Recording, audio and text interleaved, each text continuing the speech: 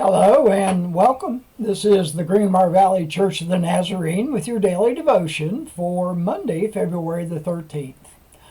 Today we are reading from the Old Testament book of 2 Samuel, chapter 11, verses 1 through 9. Here's the word of the Lord. In the spring, at the time when kings go off to war, David sent Joab out with the king's men and the whole Israelite army.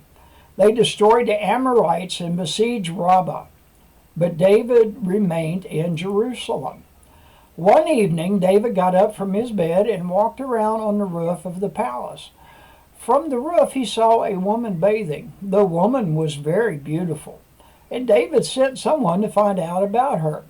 The man said, "She is Bathsheba, the daughter of Elam, and the wife of Uriah the Hittite." Then David sent messengers to get her. She came to him, and he slept with her. Now she was purifying herself from her monthly uncleanliness. Then she went back home.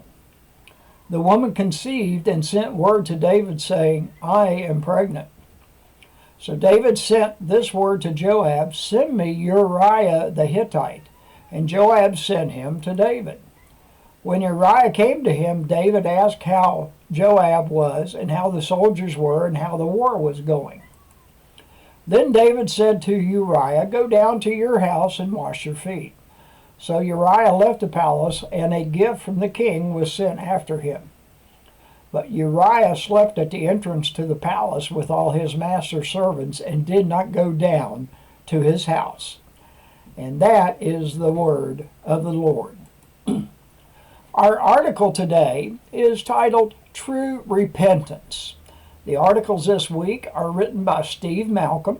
Steve is the co-pastor of the Stonington Church of the Nazarene in Stonington, Maine. Here's what Steve writes. David sinned. He abused his power, used people as objects, and broke God's law. Yet this text is often read in a way that places the blame for David's sin on Bathsheba. Whenever one of our heroes is caught in unfaithfulness or worse, caught in sexual abuse, we can begin to count down to the moment their supporters compare them to David. Since David sinned, he was forgiven and was still used by God. It is easy for us to let our favorite people off the hook. It is too easy.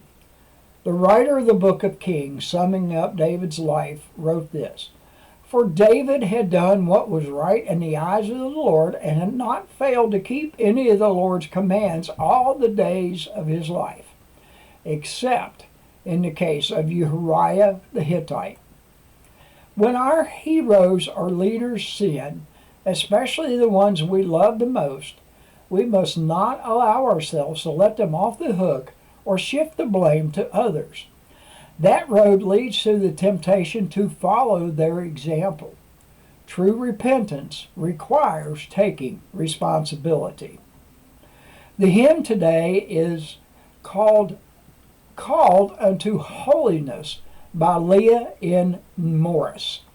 Called from the world and its idols to flee, called from the bondage of sin to be free.